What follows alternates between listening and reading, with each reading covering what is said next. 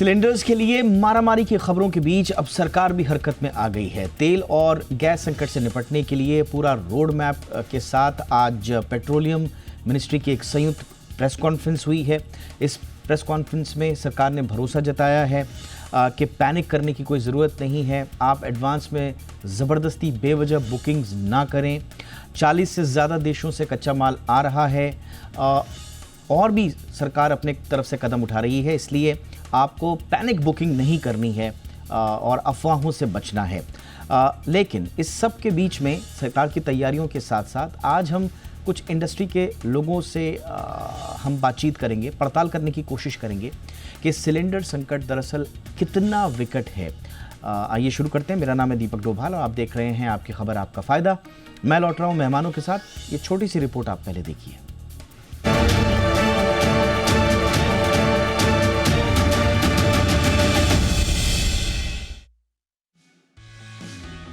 अगर आज आप ऑफिस से थक कर घर लौट रहे हैं और रास्ते में गर्मा गर्म डोसा या कढ़ाई पनीर पैक कराने का प्लान है तो रुकिए। हो सकता है कि आपके पसंदीदा रेस्टोरेंट के बाहर ओनली टी कॉफी अवेलेबल का बोर्ड लगा हो। दरअसल हालात कुछ ऐसे हो गए हैं कि रसोई गैस का संकट अब सिर्फ खबरों तक सीमित नहीं रहा, बल्कि सीधे आपकी थाली पर सर्जिकल स्ट्राइक कर चुका है। किल्लत की इस कहानी की शुरुआत हुई हजारों मील दूर पश्चिम एशिया के समंदर से। ईरान, इजराइल और अमेरिका के बीच मचे घमासान ने स्ट्रेट ऑफ हॉर्मुज का गला घोट दिया। भारत के लिए संकट यह है कि भारत अपनी एलपीजी जरूरत का 67% बाहर से आयात करता है और इसमें से करीब 90% इंपोर्ट इसी सकरी गली से आता है। अब जब वहां मिसाइलें चल रही हैं, तो यहाँ गैस के जहाज लंगर डाले खड़े हैं। तेल कंपनियों के हाथ बन गए हैं और संकट गहराने लगा है, तो सरकार ने घर की रसोई बचाने के लिए होटलों और रेस्टोरेंट्स के इस्तेमाल में होने वाली कमर्शियल एलपीजी की सप्लाई काट दी है। यही वजह है कि अब होटल वाले राशनिंग के दौर में जी रहे हैं, यानी जितनी गैस उतना ही मेन्यू। शहर शहर से आ रही तस्वीरें इस चिंता को साफ बयां करती हैं। बेंगलुरु के कई ढाबों पर अब सिर्फ पानी उबल रहा है। होटल एसोसिएशन का कहना है कि डोसा और वड़ा बनाने में गैस ज्यादा लगती है, इसलिए उन्हें मेन्यू से ही आउट कर दिया गया। मुंबई और नागपुर में तो सन्नाटा पसर गया है। करीब 30% होटल बंद पड़ चुके हैं। टूरिस्ट हब में तो स्थिति और भी खराब है। वहाँ कई जगह अब पुराने जमाने की तरह लकड़ी की आग पर खाना बनाया जा रहा है, लेकिन लकड़ी की कीमतें भी 300 रुपए से बढ़कर 1000 तक पहुँच गई हैं। तिरुचि में जो कमर्शियल सिलेंडर 1930 रुपए का मिलता था, वो अब 3000 रुपए पार कर चुका है। फिर भी मिल नहीं रहा। गैस की इस किल्लत ने लोगों के किचन में एक इलेक्ट्रिक क्रांति को जन्म दे दिया है। चेन्नई और दिल्ली जैसे शहरों में इंडक्शन स्टोव और इलेक्ट्रिक केतली की बिक्री में 300% से ज्यादा का उछाल आया है। अमेज़न और फ्लिपकार्ट जैसे ऑनलाइन प्लेटफॉर्म पर इंडक्शन कुकटॉप की डिमांड पिछले 24 घंटे में 20 गुना तक बढ़ गई है। आलम यह है कि ब्लिंकिट और इंस्टामार्ट जैसे क्विक कॉमर्स ऐप पर आउट ऑफ स्टॉक हो गया है। दिक्कत यह है कि लोग डर के मारे एक्स्ट्रा सिलेंडर बुक करने की होड़ में लगे हैं, जिससे गैस एजेंसियों के फोन घनघना रहे हैं। इधर हालात को संभालने के लिए सरकार ने 3 सदस्यीय कमेटी बनाई है। देश की बड़ी रिफाइनरीज ने एलपीजी का उत्पादन अधिकतम करने और गैस को प्राथमिकता वाले क्षेत्रों में डाइवर्ट करने का प्लान बनाया है। सरकार ने दूसरे देशों से भी सप्लाई बढ़ाने का आग्रह किया है। हालांकि जानकार मान रहे हैं कि नॉर्वे और अमेरिका जैसे दूर के देशों से गैस मंगाने में समय लगेगा, इसलिए अगले कुछ दिन बेहद चुनौतीपूर्ण हो सकते हैं। इस बीच सियासी गलियारों में भी सिलेंडर की गूंज है। केरल के मुख्यमंत्री पिनराई विजयन ने केंद्र से सब्सिडी की मांग की है, तो वहीं अरविंद केजरीवाल ने चेतावनी दी है कि इस संकट से फूड सेक्टर में करीब 1 करोड़ लोग बेरोजगार हो सकते हैं। कुल मिलाकर पश्चिम एशिया की जंग ने भारत की थाली को महंगा कर दिया है, लेकिन हालात ठीक होने तक जी बिजनेस आपसे गुजारिश करता है कि मुश्किल समय में देश के काम आए। कुकिंग गैस का इस्तेमाल कम से कम करें, इंडक्शन माइक्रोवेव का ज्यादा इस्तेमाल करें, बिना तुरंत जरूरत के एक्स्ट्रा सिलेंडर ना खरीदें, पैनिक ना करें, अफवाह ना फैलाएं और अगर कोई डराए तो उसे भी समझाएं। ब्यूरो रिपोर्ट, जी मीडिया। स्वागत करते हैं आज के खास मेहमानों का। हमारे साथ चंद्र प्रकाश जी जुड़ रहे हैं, जो कि प्रेसिडेंट हैं all India LPG distributors federation के। बहुत बहुत स्वागत है चंद्र प्रकाश जी आपका हमारे शो पे। हमारे साथ हैं प्रणव रूंगटा जी, वाइस प्रेसिडेंट हैं national restaurant association of India के। बहुत बहुत स्वागत है रूंगटा साहब आपका भी हमारे शो पे। Good evening. और हमारे साथ हैं विठल वी कामत सर, जो कि सीएमडी हैं कामत ग्रुप ऑफ होटल्स के। बहुत बहुत स्वागत है कामत सर आपका भी हमारे शो पे। मैं क्योंकि अभी कुछ देर पहले सरकार की प्रेस कॉन्फ्रेंस भी हुई है, इसीलिए मैं थोड़ा सा चंद्र प्रकाश जी आपके पास आना चाहूँगा। आज गवर्नमेंट ने बोला है कि पैनिक करने की आवश्यकता नहीं है और ख़ासतौर से एलपीजी में अफवाहों से बचना है और डिलीवरी 2.5 दिन में हो जाएगी। ज़्यादा किल्लत नहीं है। ज़रा हमें ग्राउंड की रियलिटी बताइए सर, ये जो हम देख रहे हैं सिलेंडर्स को लेने के लिए जो होड़ मची है, जो हम कुछ साल पहले देखा करते थे जब वाकई में सूरत हाल बुरे होते थे, क्या वाकई में स्थिति क्या है सर? पैनिक बाइंग वाली कोई स्थिति है या जो गवर्नमेंट कह रही है वो उसमें कुछ सच्चाई है? देखिए, 2 दिन पहले तक बिल्कुल नॉर्मल 6 घंटे में 10 घंटे के अंदर अंदर गैस की होम डिलीवरी हो रही थी डोमेस्टिक एलपीजी सिलेंडर की। ये कल के बाद से जब ये मीडिया में, इलेक्ट्रॉनिक मीडिया में, कुछ लोकल न्यूज़पेपर्स वगैरह में जब ये हाईलाइट हुआ कि शॉर्टेज है, एलपीजी की बहुत ज़्यादा शॉर्टेज है, कुछ वीडियो वगैरह दिखाने लगे तो लोगों में पैनिक हो गई। जबकि हम बार बार कह रहे हैं, ऑयल कंपनीज भी, पेट्रोलियम मिनिस्ट्री भी, कि घरेलू गैस के लिए ना कोई शॉर्टेज है और जैसी बुक कराओगे, मैं तो कह रहा हूँ 2.5 दिन भी बहुत कम है, हम उसको 12 घंटे पे कोशिश करेंगे, 12 से 18 घंटे के बीच में सिलेंडर घर पे पहुँचाने का। लेकिन ये जो पैनिक बुकिंग की वजह से लोग एकदम रश करे हैं और उसकी वजह से जो सिस्टम है बुकिंग का, उसमें भी रुकावट आई है, आसानी से आदमी बुकिंग भी नहीं करा पा रहा है। और बार बार हम विश्वास दिला रहे हैं सरकार की तरफ से भी, तेल कंपनियों की तरफ से भी, कि कोई शॉर्टेज नहीं है। डोमेस्टिक की पूरी कोशिश होगी सरकार की और हम लोगों की कि किसी को घरेलू गैस सिलेंडर की दिक्कत ना हो आने वाले दिनों में भी। कहीं ना कहीं से इधर उधर से एडिशनल प्रोडक्ट भी लाई जा रही है, बाकी कंट्री से भी आ रही हैं। गल्फ का एक चैनल बंद है, लेकिन बाकी पूरी सरकार लगी हुई है कि ज़्यादा से ज़्यादा एलपीजी प्रोडक्ट हमारे देश में आए और कम से कम घरेलू उपभोक्ताओं को कोई परेशानी ना हो। ये पैनिक की वजह से मीडिया में जिस तरह से शो किया गया, उस वजह का उसका इम्पैक्ट काफ़ी पड़ा। मीडिया को भी हम दोष नहीं देते, उन्होंने कुछ दिखाने की कोशिश की, लेकिन उसका शब्दों के इस्तेमाल से कुछ ऐसा पैनिक हुआ कि लोग उठा के सिलेंडर, जबकि सिलेंडर आपको ना शोरूम से मिलेगा ना डिस्ट्रीब्यूटर के गोदाम से मिलेगा, राइट। वो तो होम डिलीवरी होएगा। पहले आपकी बुकिंग होएगी और बुकिंग के बाद जब आपका नंबर आएगा तो आपकी इनवाइस बनेगी। इनवाइस बनने के बाद वो डिलीवरी के लिए डिस्पैच होगा। तो आप उपभोक्ता को अननेसेसरी ना शोरूम पे जाना चाहिए ना डिस्ट्रीब्यूटर के गोदाम पे जाना चाहिए। वहाँ पे भीड़ है, लाइन ऑर्डर की प्रॉब्लम है।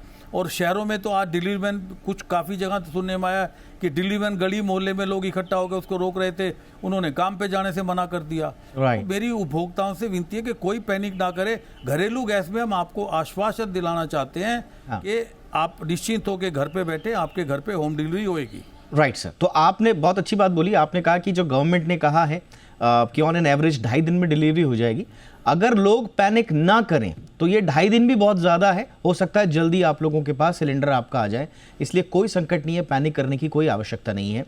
ये बहुत इंपॉर्टेंट बात आपने बोली। मैं कामत सर आपके पास आऊँगा। सर कामत सर, ये कहा जा रहा है कि होटल्स में और क्योंकि स्वाभाविक रूप से जो प्रायोरिटी है वो गवर्नमेंट ने चेंज की है और जो कमर्शियल इस्तेमाल है उसके लिए थोड़े से रेस्ट्रिक्शंस लगाए हैं, इसका कोई बिजनेस वगैरह पर कोई असर देख रहे हैं सर?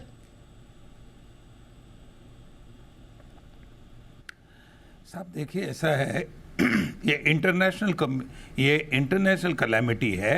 राइट। और होटल वाले को तो एडजस्ट करना पड़ेगा, करते ही हैं, आज तक कितने साल करते आए हैं। अभी इंडक्शन सिस्टम है, कोयला है और इलेक्ट्रिकल सिस्टम है। हम लोग अभी क्या करते हैं कि जिस होटल में हमारे 4 या 5 आउटलेट किचन है तो हमने उसको एक जगह लाया है। और जो हमारा सोलर का हीटर पानी आता है पहले उसको यूज़ करते हैं और एम्बियंस टेम्परेचर फिर बढ़ाने के लिए गैस कम लगता है। अभी थोड़ा एडजस्ट करना पड़ेगा क्योंकि और ये तो 1-2 वीक में ख़त्म हो सकता है। तो ये जो कहा अभी हमारे एसोसिएशन के सेक्रेटरी साहब ने, सही कहा। पैनिक जब सिचुएशन होती है तो जिसके पास एक सिलेंडर है वो भी घर में पड़ा हुआ है, वो भी जाके और एक बुक करने जाता है, तो उससे ये चीज़ पैदा होती है। ये तो वॉर की वजह से हुआ है। मुझे लगता है कि 3-4 वीक में ये ख़त्म हो जाएगा। लेकिन हम लोग होटल वाले हैं, हमको एडजस्ट करना पड़ता है। और जो छोटी होटल है उनको बहुत तकलीफ होती है क्योंकि उनके पास अल्टरनेटिव कम होते हैं, तो वो भी बेचारे है, समझ लेंगे। और अभी क्या है, हमने मेनू हमारा बहुत शॉर्ट किया है। राइट। और शॉर्ट मेनू करने से और जो बॉइल्ड वेजिटेबल्स है, बॉइल्ड चीज़ें वो रखते हैं। तो अभी सब जैसा देश वैसा भेष करना ही पड़ेगा। आपने बहुत अच्छा बोला सर, जैसा देश। कामत सर, एक चीज़ मैं पूछना चाह रहा था, जो आपके जो कस्टमर्स हैं उनके एक्सपीरियंस पर कोई आप असर देख रहे हैं? देखिए, आपने सही कहा, ये ग्लोबल एक क्राइसिस है और इसमें हर किसी को अपनी अपनी भूमिका निभानी चाहिए, बट लोग रेस्टोरेंट्स में, होटल्स में जाते हैं, उनका एक पास्ट एक्सपीरियंस उससे जुड़ा हुआ होता है। इस बार जब वो आएंगे, होटल में रुकेंगे, तो वो एक्सपीरियंस थोड़ा सा बदला हुआ होगा, खासतौर से टेस्ट के मामले में। धीमी आंच की चीज़ें नहीं मिल रही हैं, जिसमें लंबी कुकिंग होती है वो नहीं मिल रही हैं। आपने कहा मेन्यू शॉर्ट हो गया, तो कंज्यूमर के एक्सपीरियंस पे कोई असर तो नहीं पड़ेगा सर? हाँ सर, बहुत ज़्यादा असर इसलिए नहीं पड़ेगा, ये एक रेस्टोरेंट में नहीं हो रहा है, पूरे रेस्टोरेंट्स में जो है वो यही फार्मूला यूज़ करते हैं कि कम से कम गैस यूज़ करें और इंडक्शन सिस्टम और बाकी जो चीज़ है वो बना दें। अभी इडली है, ये तो स्टीमर में होती है, तो इलेक्ट्रिसिटी जो है उसके ऊपर, तो अभी क्या होगा कि मेनू शॉर्ट होने से एक 4-5 दिन उनको वैसे अलग अलग चीज़ खानी पड़ेगी। एक दिन इडली खाएगा, एक दिन ढोकला खाएगा, एक दिन राइस का आइटम खाएगा, वो वैसे करना पड़ेगा। और होटल वाले आज तक एडजस्ट करते आए हैं, आगे भी देश के लिए थोड़ा एडजस्ट कर लेंगे। देखिए, ये बात तो माननी पड़ेगी, हमारी होटल, टूरिज्म, टूर इंडस्ट्री जितनी भी है, देखिए कोई भी क्राइसिस आता है ना तो सबसे पहले यहाँ पर असर पड़ता है। और हर बार हमारी इस इंडस्ट्री ने बताया है कि ये क्राइसिस किसी इंडिविजुअल का नहीं, या किसी गवर्नमेंट का नहीं, या जनता का नहीं, ये कलेक्टिव है और सब इससे मिलकर के लड़ेंगे। तो वहाँ भी तैयारी है, इसलिए हमारी भी जिम्मेदारी है कि हम ये पापी पेट का सवाल है। Yes sir, yes sir, true sir. मैं रूंगटा सर के पास जा रहा हूँ। Rungta sir, hotel, restaurant chains क्या क्या तैयारी कर रही हैं सर, आप जरा बताएं। तो अभी हालात ऐसे हैं कि काफी शहरों में सिलेंडरें मिल रही नहीं है हमको। काफी दिन हो गए हैं कि रिफिल सिलेंडर के नहीं हुए। जो हमारे साहब हैं उन्होंने पहले अभी भी बताया कि जो 19 kg की सिलेंडर है उसकी रिफिल ही नहीं हो रही है, इसलिए डिस्ट्रीब्यूटर्स के पास सिलेंडर्स भरे हुए आए नहीं है, इसलिए रेस्टोरेंट्स के पास रिफिल हुई नहीं है। रेस्टोरेंट्स के पास जितने भी सिलेंडर्स बचे थे 2-3-4 दिन के स्टॉक, वो सिलेंडर से जितना लंबा खींच सकेंगे वो खींचेंगे। जैसे कामत साहब ने बोला कि मेन्यू ट्रंकेशंस हो रहे हैं, इसमें लोग अपने मेन्यूज में कम आइटम्स डाल रहे हैं और कोशिश करें कि 2-3 दिन जितना ज्यादा चला सके चला पाए। ये कंडीशन अक्रॉस इंडिया है अभी, और जब तक सरकार थोड़ा एलोकेशन ना दे कमर्शियल सिलेंडर्स को, तब तक ये सिचुएशन चलने ही वाली है। मैं सर, जय बात। हाँ रुंगटा सर, मैं वही समझना चाह रहा था आपसे ना, जो लोग आ रहे हैं उनमें एक सेंस ऑफ रिस्पॉन्सिबिलिटी है, या वो भड़क रहे हैं होटल्स पे, क्या है हमने तो पैसे देने हैं, मतलब ये एटीट्यूड चेंज हुआ है सर ग्राउंड पे लोगों का? फिलहाल तो क्या है, लोग समझना नहीं चाह रहे कि सिचुएशन क्या है, राइट। उनके घर तक अभी तक आई नहीं है। पर कुछ लोग ऐसे रहते हैं जो आ रहे हैं बाहर एक्सपीरियंस के लिए, कुछ लोग हैं जो बाहर आ रहे हैं एक्चुअल खाना खाने के, क्योंकि घर पे खाना बनता नहीं है। करेक्ट। तो जिनके घर पे खाना नहीं बनता और वो आके रेस्टोरेंट में खा रहे हैं, वो समझ सकते हैं, क्योंकि उनको ये संभावना है कि रेस्टोरेंट की क्या कंडीशन है, और उनको भी ये चाहिए कि रेस्टोरेंट 2-3 दिन एक्स्ट्रा उनको खाना कुछ भी दे दे तो उनका एटलीस्ट पेट भर जाए। जो लोग आ रहे हैं एक्सपीरियंस के लिए, उनका थोड़ा एक्सपीरियंस खराब हो रहा है, बट उनको भी ये पता है कि आज सबको पता है कि जो पॉलिटिकल सिचुएशन क्या है, और इसमें इंडिया का कुछ हाथ ही नहीं है, बट हम इसके विक्टिम हो गए हैं, और ये होने की वजह से अभी वो कुछ कर भी नहीं सकते। तो आई थिंक एक्सेप्टेंस है, थोड़ा टाइम और लगेगा कि लोगों को फुल एक्सेप्टेंस हो जाए, पर प्रॉब्लम ये होएगा, एक बार फुल एक्सेप्टेंस हो गया तो लोग वो एक्सपीरियंशियल डाइनिंग के लिए बाहर आएंगे ही नहीं, तो हम अपने नंबर्स बहुत कम हो जाएंगे। ये एक बड़ा प्रॉब्लम होने वाला है। ये थोड़ा सा गवर्नमेंट को भी ध्यान रखना होगा, जो अभी रुंगटा साहब ने बोली, ये भी ध्यान रखना पड़ेगा कि बाद में फुटफॉल पे उसका कोई असर ना पड़े, बिजनेसेस पर ना असर पड़े। ठीक है, हर कोई अपनी जिम्मेदारी निभा रहा है, निभानी भी चाहिए। हमारी अपील आप पट्टी में लगातार देख रहे होंगे कि आपको कैसे जिम्मेदारी से कुकिंग गैस का इस्तेमाल करना है, पैनिक नहीं फैलाना है। इंडक्शंस, माइक्रोवेव का इस्तेमाल अगर कर सकते हैं तो उनको कीजिए, ऑल्टरनेटिव मेथड्स पर जाइए। लेकिन हाँ, इस थोड़े से डिस्टर्बेंस के बाद पैटर्न में कोई चेंज ना है जो बिजनेस को इंपैक्ट करे, उसका ध्यान गवर्नमेंट को भी रखना पड़ेगा, सबके लिए रखना पड़ेगा। एक छोटे से ब्रेक के लिए मैं रुक रहा हूं, चर्चा को आगे बढ़ाएंगे।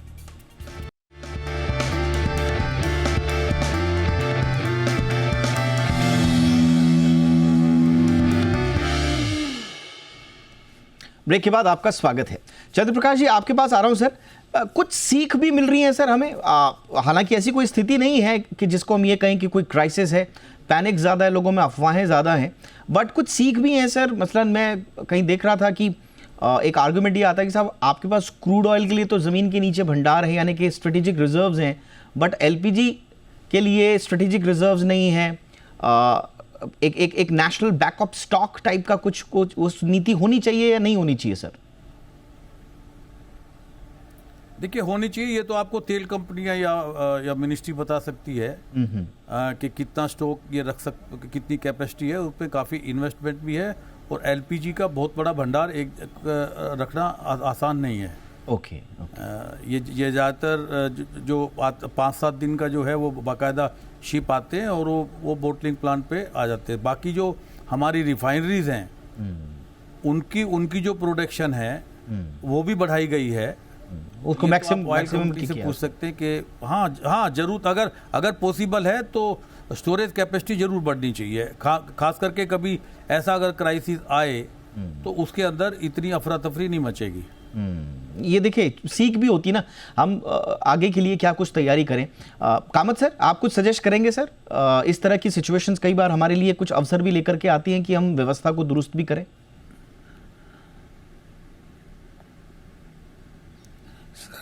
एवरी कैलेमिटी टीचर्स अस एडवर्सिटी वाली बात है उसमें, और कैलेमिटी इज एन अपॉर्चुनिटी।